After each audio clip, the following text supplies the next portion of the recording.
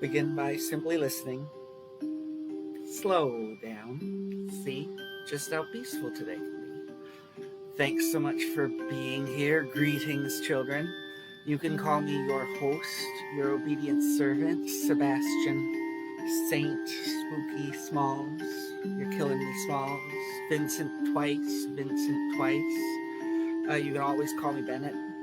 The plan for this one is Blossom Tales, the Sleeping King, which doesn't really have a spooky vibe, so this music doesn't really apply to the vibe of Blossom Tales. But Dracula certainly is spooky, so and that's read courtesy of the San Diego Library lady. So another thing I try to do is to bring you guys ghost protocol reports. The penguins will speak on behalf of the ghosts, reporting on paranormal activity. And I don't know if you've noticed, but lately the paranormal activity, at least in this area, is it's horrible smog. It's I don't know if it's that unnatural, but it's certainly very paranormal. And when we focus on the physical causes like car exhaust and stuff, we don't focus on the nefarious vampire actors behind the scenes, the supernatural causes of things like mysterious evil omens, like thick smog and that sort of thing. Let's see here.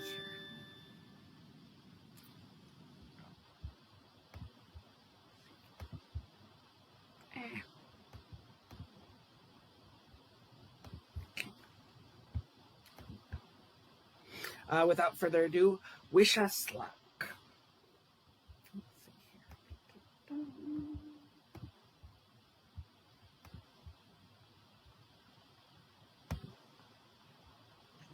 Hi friends, welcome back. I'm Christina, the manager at the Pacific Beach Library. I'm happy to join you for day 13 of Dracula by Bram Stoker.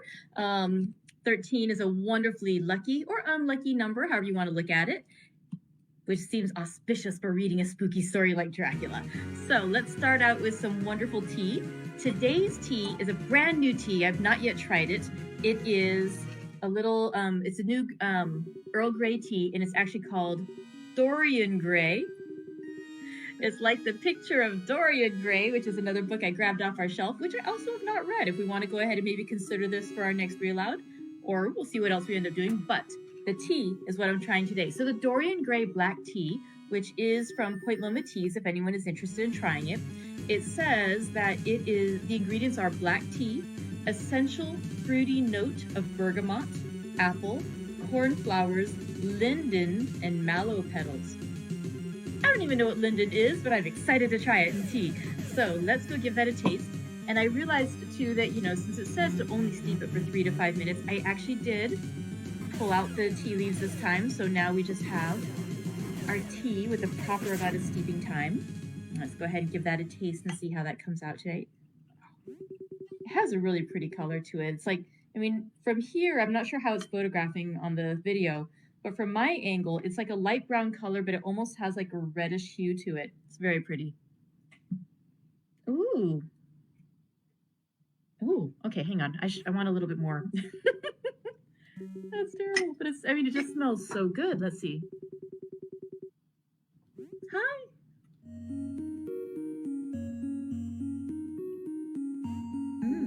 It's an Earl Grey, but it's a more delicate flavor.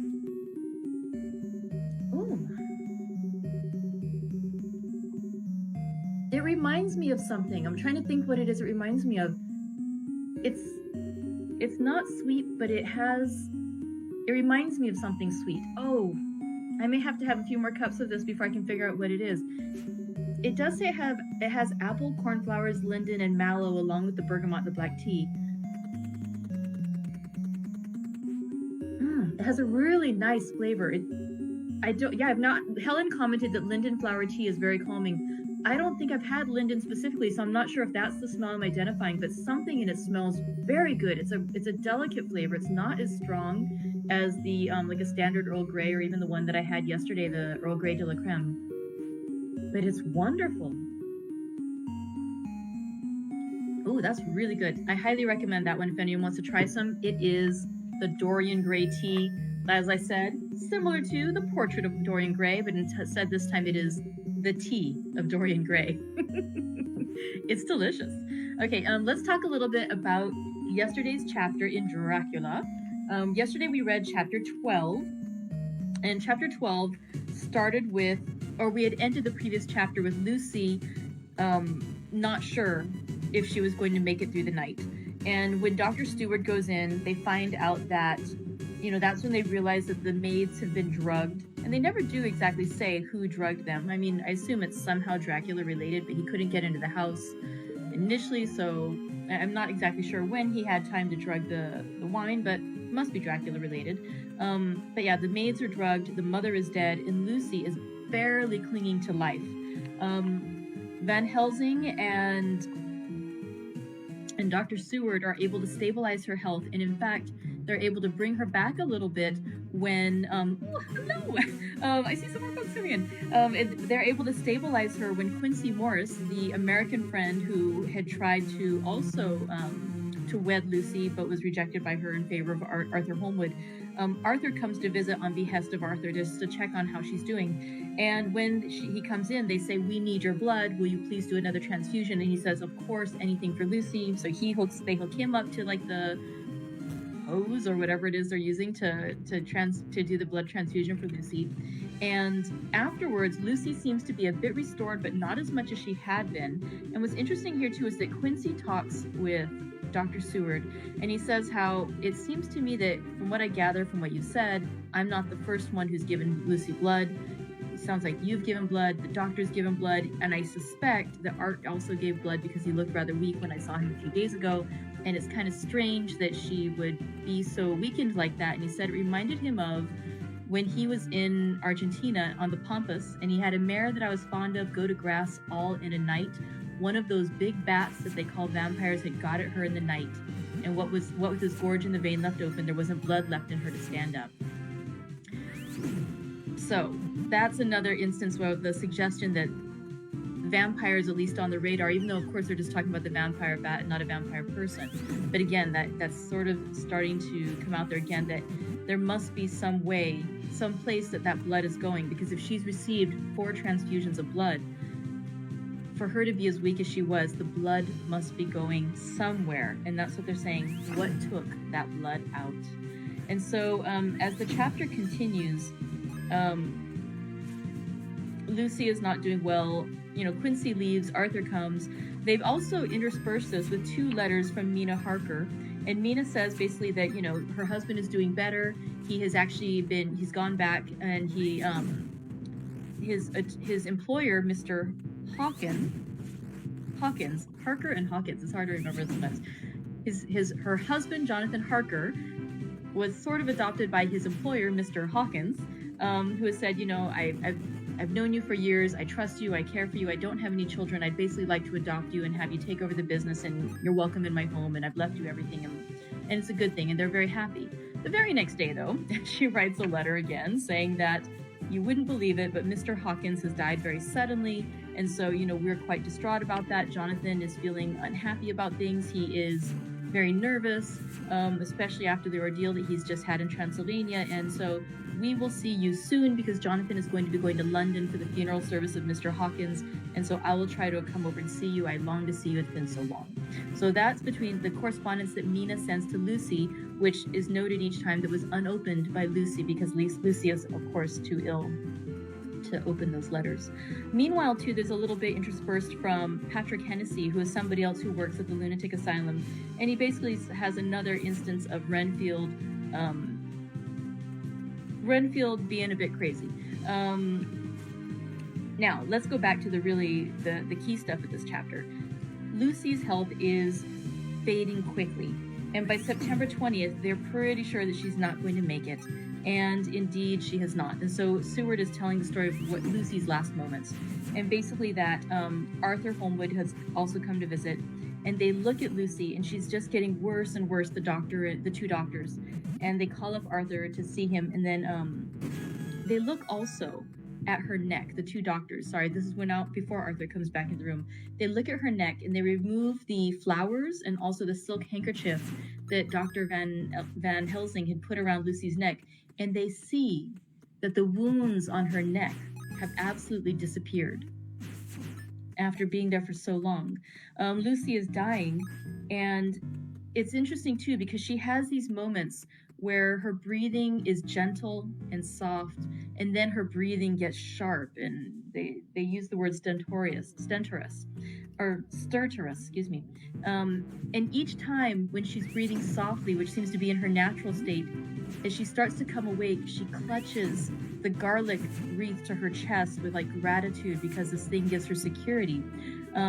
But each time that she sinks into the deeper sleep and her breathing gets harsh, she pushes them away from her.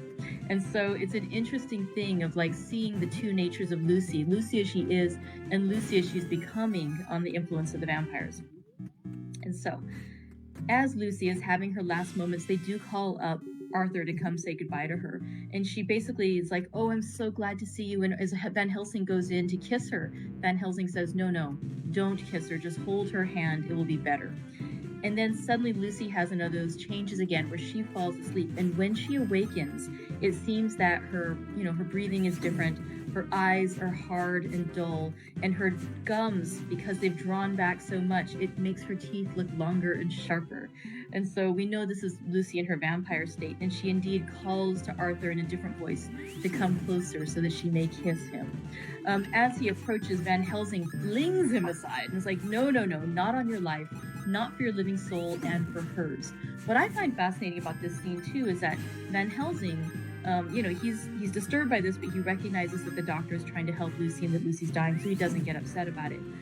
What's fascinating to me is that Lucy, it says, there's a moment where they see the rage flit across her, but then she becomes gentle again, and again, she goes back to her own self, and she takes the hand of Van Helsing, kisses it, and says, my true friend and his, oh, guard him and give me peace. And so it kind of makes me at least wonder how much Lucy is aware of the change that's going on, that she is not her own self in those moments, and that she is perhaps afraid of what may come next.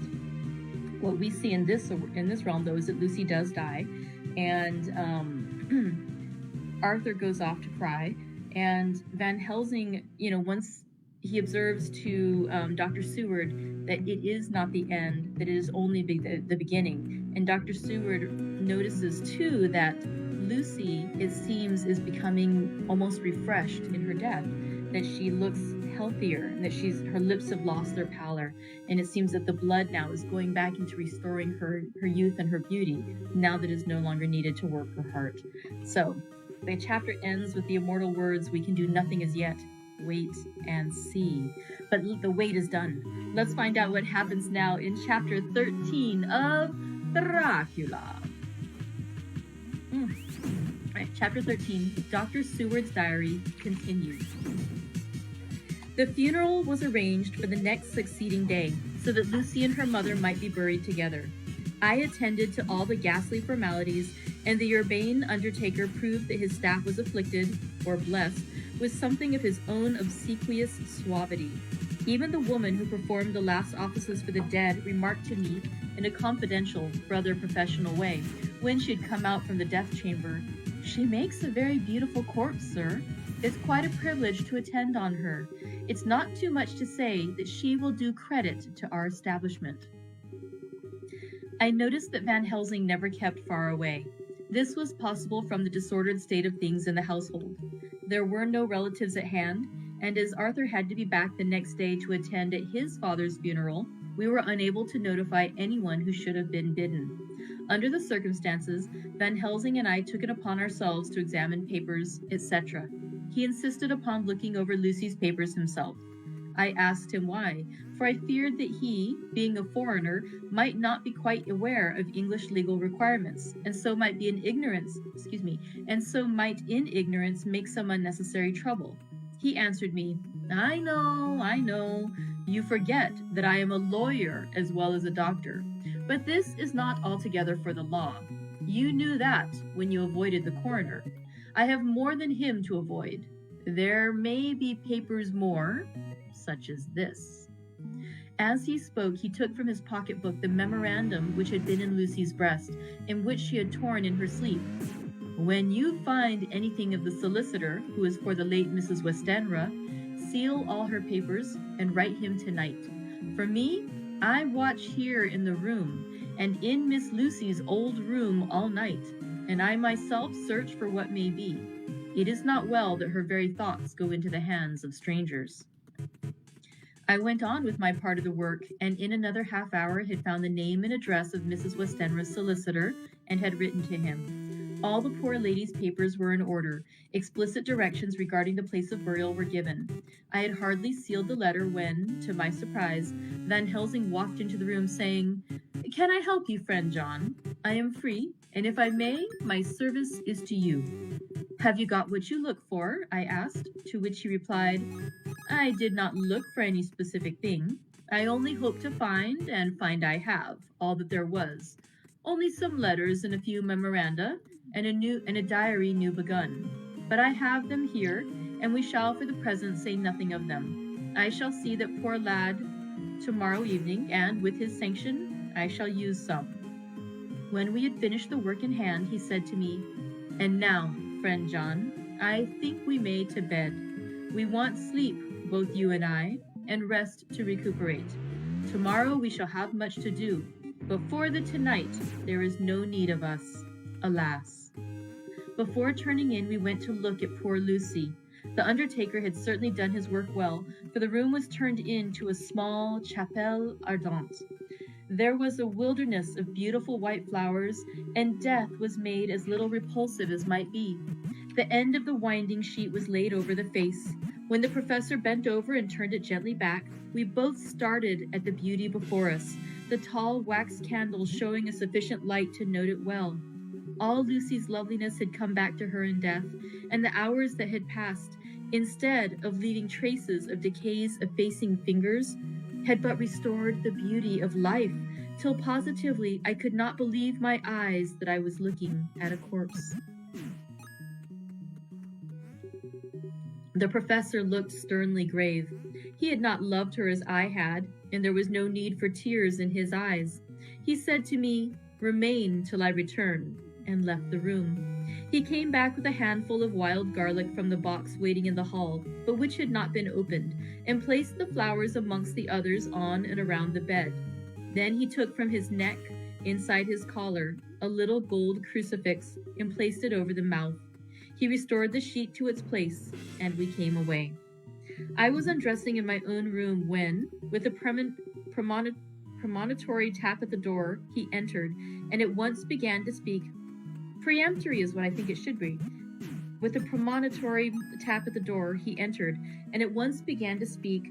"Tomorrow I want you to bring me, before night, a set of post-mortem knives." "Must we make an autopsy?" I asked. "Yes and no. I want to operate, but not as you think. Let me tell you now, but not a word to another. I want to cut off her head and take out her heart." "Ah, you a surgeon, and so shocked. You, whom I have seen with no tremble of hand or heart, do operations of life and death that make the rest shudder. Oh, but I must not forget, my dear friend John, that you loved her, and I have not forgotten it, for it is I that shall operate, and you must not help. I would like to do it tonight, but for Arthur I must not. He will be free after his father's funeral tomorrow, and he will want to see her, to see it. Then, when she is coffined ready for the next day, you and I shall come when all sleep. We shall unscrew the coffin lid and shall do our operation, and then replace all so that none know, save we alone." "But why do it at all? The girl is dead. Why mutilate her poor body without need? And if there is no necessity for a post-mortem and nothing to gain by it, no good to her, to us, to science, to human knowledge, why do it?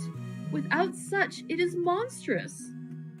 For answer, he put his hand on my shoulder and said with infinite tenderness, "Friend John, I pity your poor bleeding heart, and I love you the more because it does so bleed. If I could, I would take on myself the burden that you do bear. But there are things that you know not, but that you shall know, and bless me for knowing, though they are not pleasant things. John, my child, you have been my friend now many years, and yet did you ever know me to do any without good cause? I may err, I am but man, but I believe in all I do. Was it not for these causes that you sent for me when the great trouble came? Yes. Were you not amazed, nay horrified, when I would not let Arthur kiss his love, though she was dying, and snatched him away by all my strength? Yes. And yet you saw how she thanked me with her so beautiful dying eyes, her voice too, so weak, and she kissed my old rough hand and blessed me. Yes. And did you not hear me swear promise to her, that so she closed her eyes grateful? Yes. Well, I have good reason now for all I want to do. You have for many years trust me. You have believed me weeks past, when there be things so strange that you might have well doubt. Believe me yet a little, friend John. If you trust me not, then I must tell what I think, and that is not perhaps well. And if I work, as work I shall, no matter trust or no trust, without my friend trusted me, I work with heavy heart, and feel, oh, so lonely when I want all help and courage that may be. He paused a moment and went on solemnly, Friend John, there are strange and terrible days before us. Let us not be two, but one, that so we work to a good end. Will you not have faith in me? I took his hand and promised him. I held my door open as he went away and watched him go to his room and close the door. As I stood without moving, I saw one of the maids pass silently along the passage. She had her back to me, so did not see me, and go into the room where Lucy lay. The sight touched me. Devotion is so rare, and we are so grateful to those who show it unasked to those we love. Here was a poor girl putting aside the terrors which she naturally had of death to go watch alone by the bier of the mistress whom she loved, so that the poor clay might not be lonely till laid to eternal rest. I must have slept long and soundly, for it was broad daylight when Van Helsing waked me by coming into my room. He came over to my bedside and said, You need not trouble about the knives. We shall not do it. Why not? I asked, for his solemnity of the night before had greatly impressed me. Because, he said sternly, it is too late or too early. See, here he held up the little gold crucifix.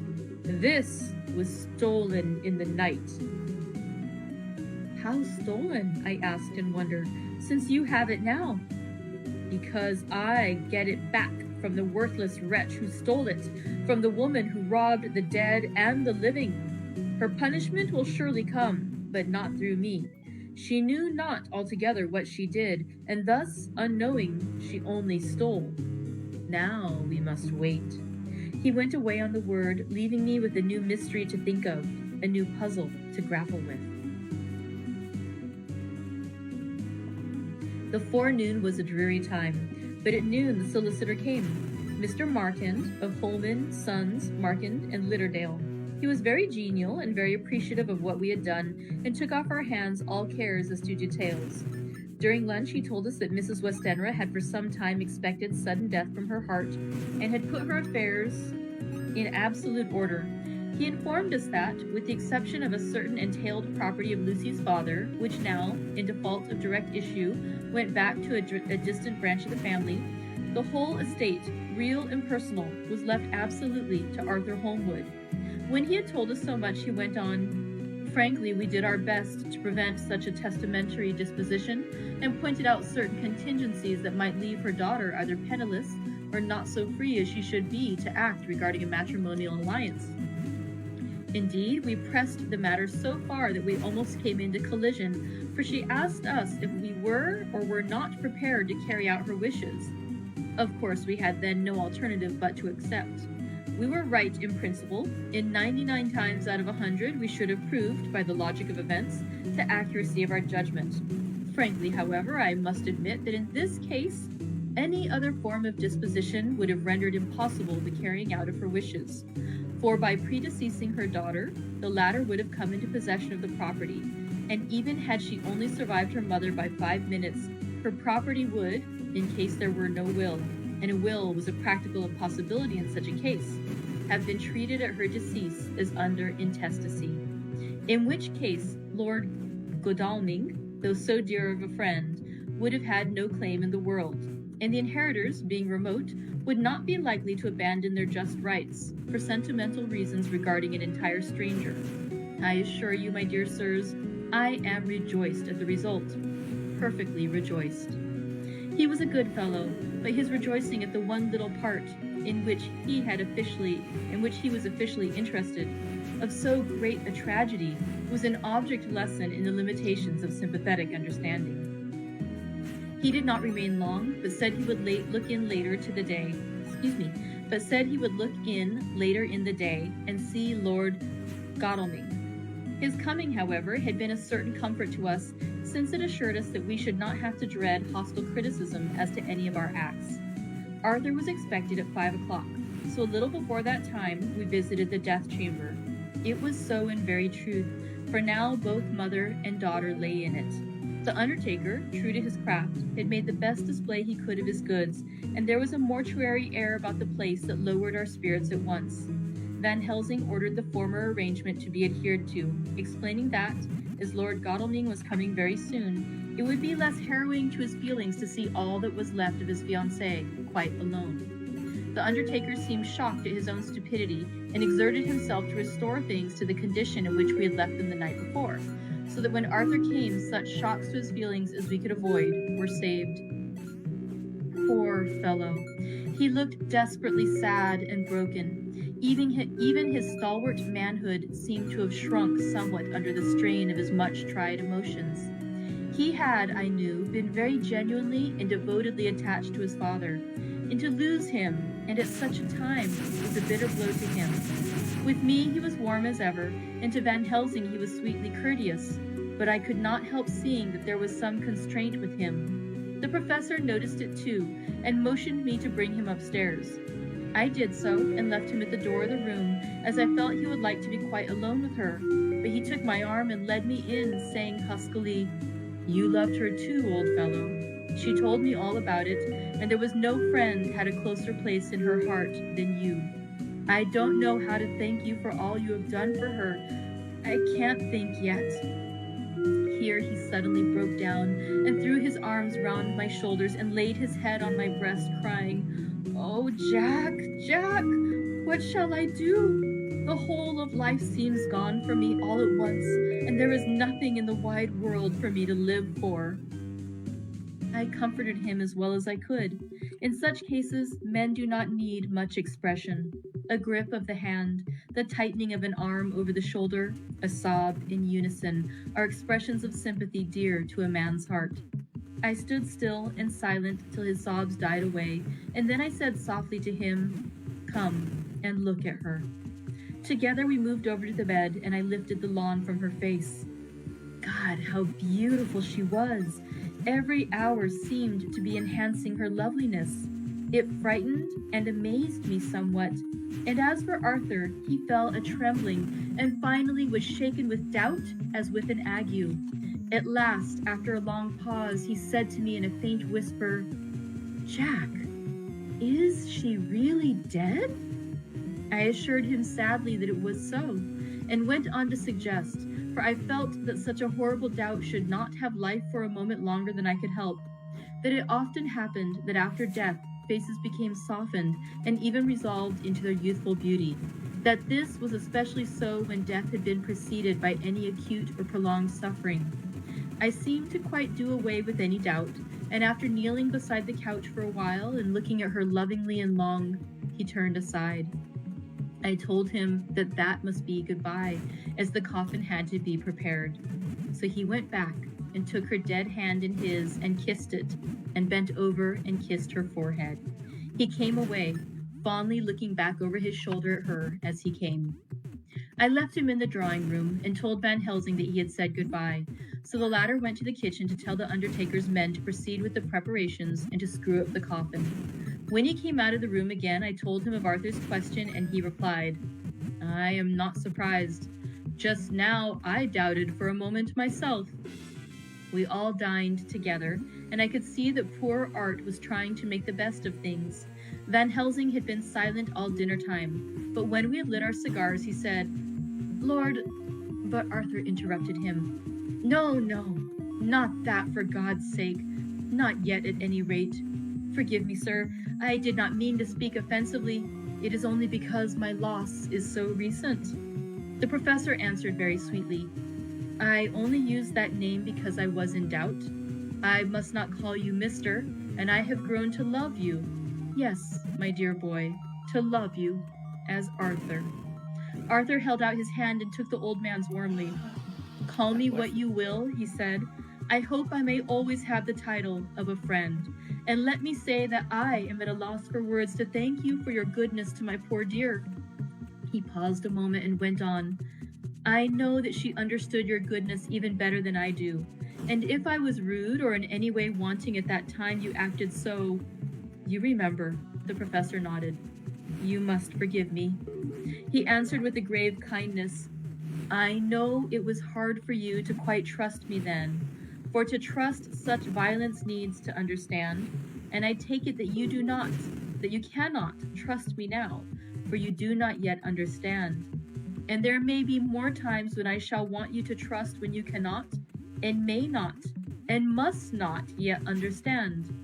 But the time will come when your trust shall be whole and complete in me, and when you shall understand as though the sunlight himself shone through.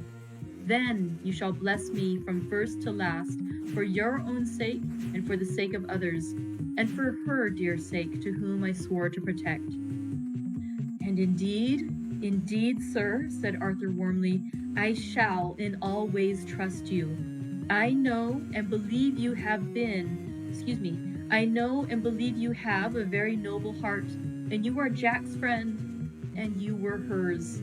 You shall do what you like." The professor cleared his throat a couple of times as though about to speak, and finally said, "May I ask you something now?" "Certainly. You know that Mrs. Westenra left you all her property?" "No. Poor dear, I never thought of it." "And as it is all yours, you have a right to deal with it as you will. I want you to give me permission to read all Miss Lucy's papers and letters. Believe me, it is no idle curiosity. I have a motive of which, be sure, she would have approved. I have them all here. I took them before we knew that all was yours, so that no strange hand might touch them, no strange eye look through words into her soul. I shall keep them if I may. Even you may not see them yet, but I shall keep them safe. No word shall be lost, and in the good time I shall give them back to you. It's a hard thing I ask, but you will do it, will you not? For Lucy's sake?" Arthur spoke out heartily like his old self. "Dr. Van Helsing, you may do what you will. I feel that in saying this I am doing what my dear one would have approved. I shall not trouble you with questions till the time comes." The old professor stood up as he said solemnly, "And you are right. There will be pain for us all, but it will not be all pain, nor will this pain be the last. We, and you too, you most of all, my dear boy, will have to pass through the bitter water before we reach the sweet. But we must be brave of heart and unselfish, and do our duty, and all will be well." I slept on a sofa in Arthur's room that night. Van Helsing did not go to bed at all. He went to and fro, as if patrolling the house, and was never out of sight of the room where Lucy lay in her coffin, strewn with the wild garlic flowers, which sent, through the odor of lily and rose, a heavy, overpowering smell into the night.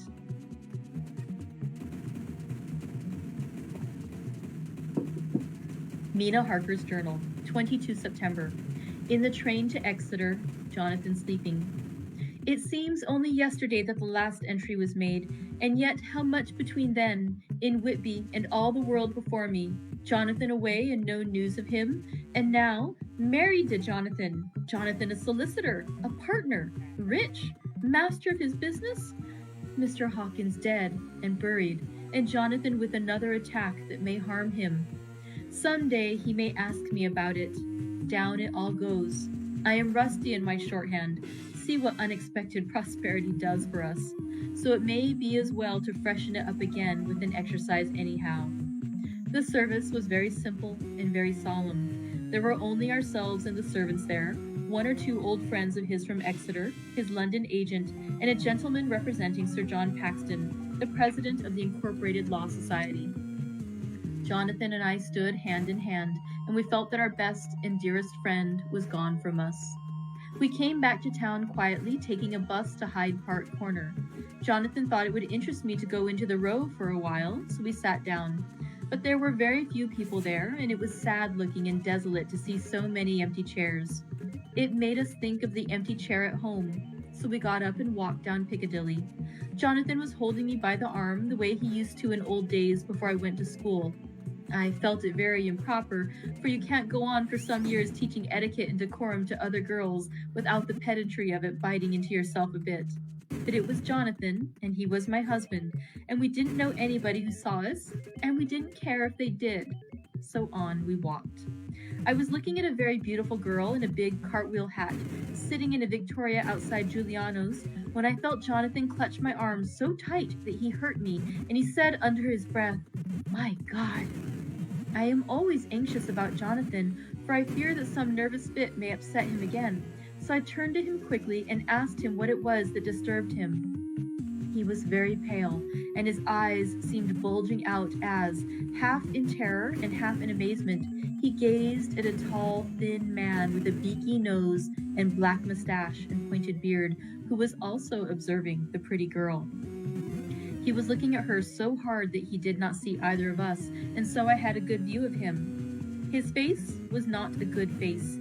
It was hard and cruel and sensual, and big white teeth that looked all the whiter because his lips were so red, were pointed like an animal's. Jonathan kept staring at him till I was afraid he would notice. I feared he might take it ill. He looked so fierce and nasty. I asked Jonathan why he was so disturbed, and he answered, evidently thinking that I knew as much about it as he did, "Do you see who it is?" "No, dear," I said. "I don't know him. Who is it?" His answer seemed to shock and thrill me, for it was said as if he did not know that it was me, Nina, to whom he was speaking.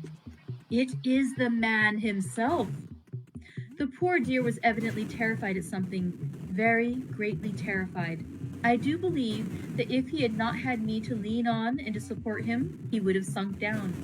He kept staring. A man came out of the shop with a small parcel and gave it to the lady, who then drove off. The dark man kept his eyes fixed on her, and when the carriage moved up Piccadilly, he followed in the same direction and hailed a hansom. Jonathan kept looking after him and said, as if to himself, "I believe it is the Count, but he has grown young. My God, if this be so! Oh, my God! My God! If I only knew! If I only knew!" He was distressing himself so much that I feared to keep his mind on the subject by asking him any questions, so I remained silent. I drew away quietly, and he, holding my arm, came easily. We walked a little further, and then went in and sat for a while in the Green Park. It was a hot day for autumn, and there was a comfortable seat in a shady place.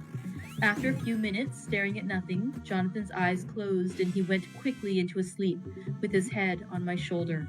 I thought it was the best thing for him, so did not disturb him. In about 20 minutes he woke up and said to me, quite cheerfully, "Why, Mina, have I been asleep? Oh, do forgive me for being so rude. Come, and we'll have a cup of tea somewhere." He had evidently forgotten all about the dark stranger, as in his illness he had forgotten all about that episode as in his illness he had forgotten all that this episode had reminded him of. I don't like this lapsing into forgetfulness. It may make or continue some injury to the brain. I must not ask him for fear I shall do more harm than good. but I must somehow learn the facts of his journey abroad. The time has come, I fear, when I must open that parcel and know what is written. Oh, Jonathan, you will, I know, forgive me if I do wrong, but it is for your own dear sake. Later, a sad homecoming in every way. The house empty of the dear soul who was so good to us, Jonathan still pale and dizzy under a slight relapse of his malady, and now a telegram from Van Helsing, whoever he may be. You will be grieved to hear that Mrs. Westenra died 5 days ago, and that Lucy died the day before yesterday. They were both buried today. Oh, what a wealth of sorrow in a few words. Poor Mrs. Westenra. Poor Lucy. Gone, gone, never to return to us. And poor, poor Arthur, to have lost such a sweetness out of his life. God help us all to bear our troubles. Dr. Seward's diary, 22 September. It is all over. Arthur has gone back to Ring and has taken Quincy Morris with him. What a fine fellow is Quincy. I believe in my heart of hearts that he suffered as much about Lucy's death as any of us, but he bore himself through it like a moral Viking. If America can go on breeding men like that, she will be a power in the world indeed. Van Helsing is lying down, having a rest preparatory to his journey. He goes over to Amsterdam tonight, but says he returns tomorrow night, that he only wants to make some arrangements which can only be made personally. He is to stop with me then, if he can. He says he has work to do in London, which may take him some time. Poor old fellow. I fear that the strain of the past week has broken down even his iron strength. All the time of the burial he was, I could see, putting some terrible restraint on himself. When it was all over, we were standing beside Arthur, who, poor fellow, was speaking of his part in the operation where his blood had been transfused to his Lucy's veins. I could see Van Helsing's face grow white and purple by turns. Arthur was saying that he felt since then as if they two had been really married and that she was his wife in the sight of God. None of us said a word of the other operations, and none of us ever shall. Arthur and Quincy went away together to the station, and Van Helsing and I came on here. The moment we were alone in the carriage, he gave way to a regular fit of hysterics. He has denied to me since that it was hysterics, and insisted that it was only his sense of humor asserting itself under very terrible conditions. He laughed till he cried, and I had to draw down the blinds lest anyone should see us and misjudge. And then he cried till he laughed again, and laughed and cried together, just as a woman does. I tried to be stern with him as one is to a woman under the circumstances, but it had no effect. Men and women are so different in manifestations of nervous strength or weakness. Then when his face grew grave and stern again, I asked him why his mirth, and why at such a time. His reply was in a way characteristic of him, for it was logical and forceful and mysterious. He said, "Ah, you don't comprehend, friend John. Do not think that I am not sad, though I laugh. See, I have cried even when the laugh did choke me. But no more think that I am all sorry when I cry, for the laugh he come just the same. Keep it always with you, that laughter who knock at your door and say, 'May I come in?' is not the true laughter. No, he is a king, and he come when and how he like. He ask no person, he choose no time of suitability. He say, 'I am here.' Behold, in example, I grieve my heart out for that so sweet young girl.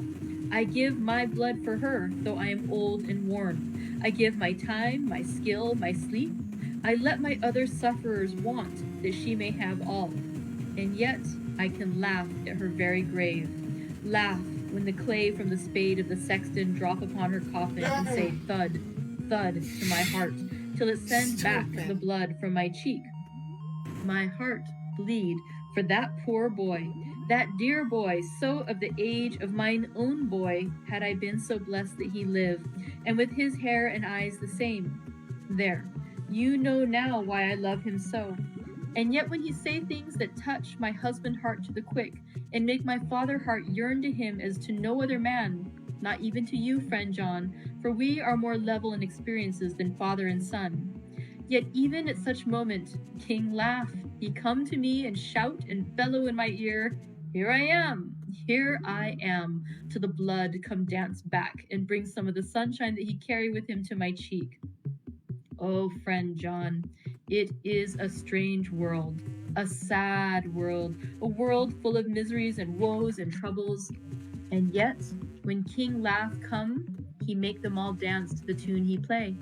Bleeding hearts and dry bones of the courtyard, and tears that burn as they fall, all dance together to the music that he make with that smileless mouth of him. And believe me, friend John, that he is good to come, and kind. Ah, we men and women are like ropes drawn tight with strain that pull us different ways. Then tears come, and like the rain on the ropes, they brace us up, until perhaps the strain become too great, and we break.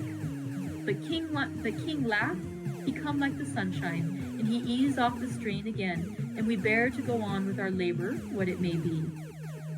I did not like to wound him by pretending not to see his idea, but as I did not yet understand the cause of his laughter, I asked him. As he answered me, his face grew stern, and he said in quite a different tone, oh, it was the grim irony of it all. This so lovely lady, garlanded with flowers, that looked so fair as life, till one by one we wondered if she were truly dead.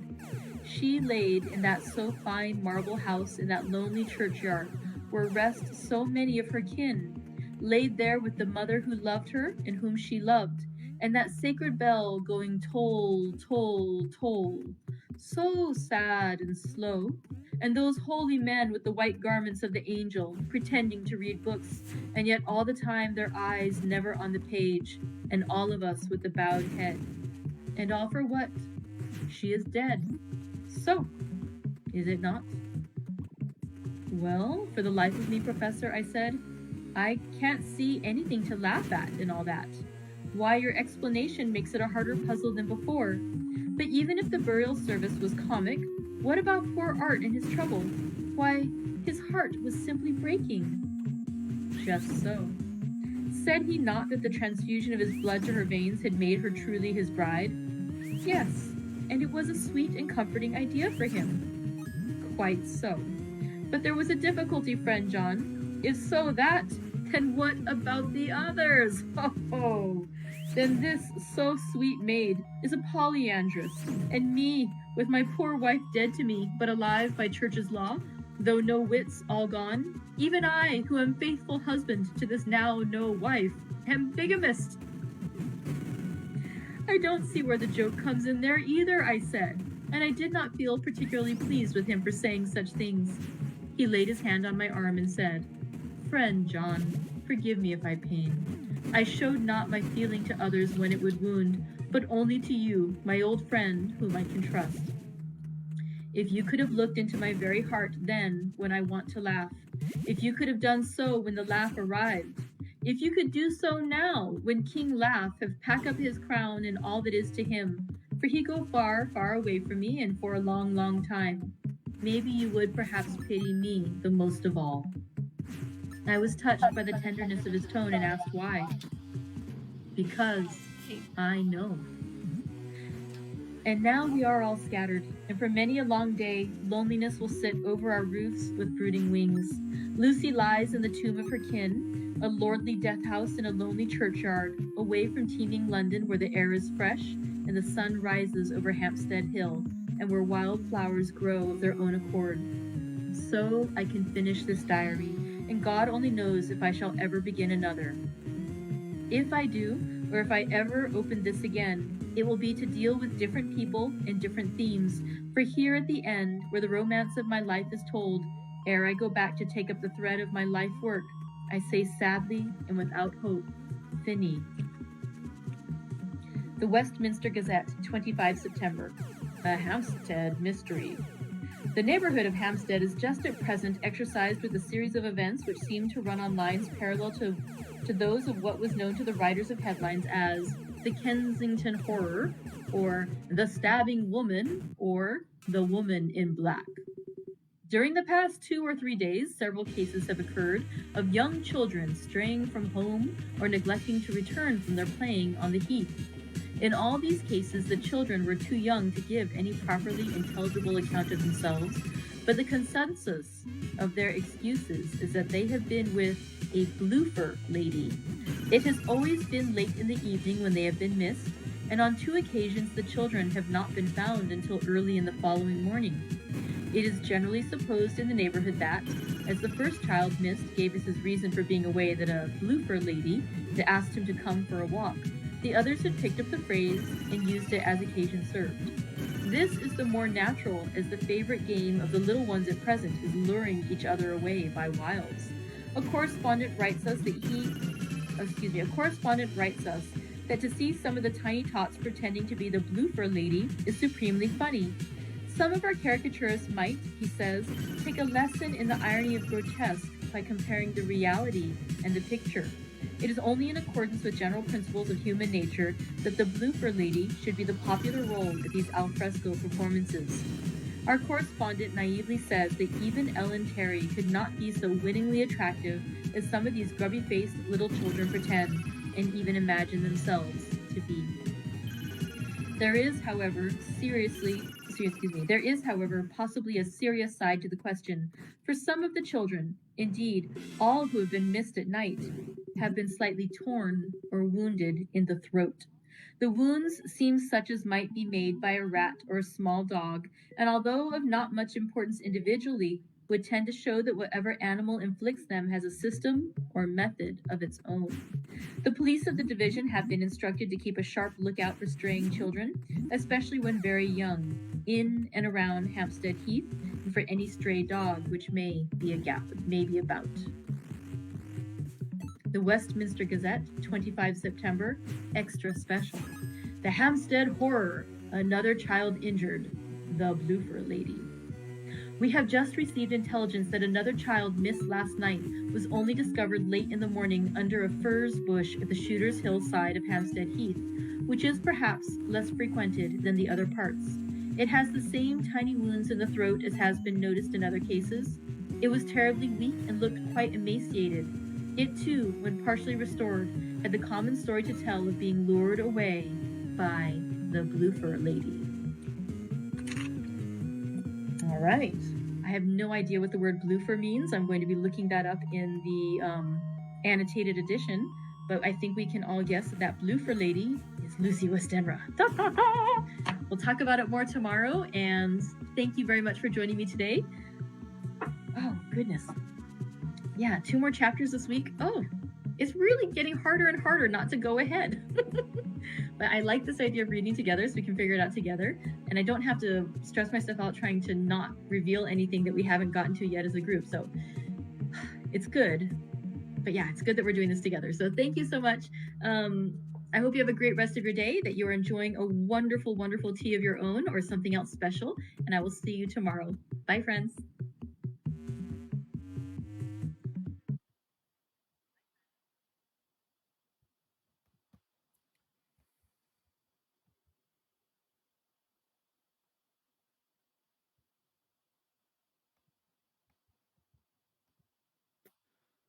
So that was a fun one. Begin by simply listening, slow down, see just how peaceful today can be. At the beginning, I kind of lost my train of thought there, but I wanted to tell the Van Helsing quote from one of the movies versions where he says that Dracula's spirit is all around us. Some of us are completely within his power. And then the other guy goes, suppose you too are Dracula's servant. And he says, I've never met the Count, but I feel I know him better than my own soul.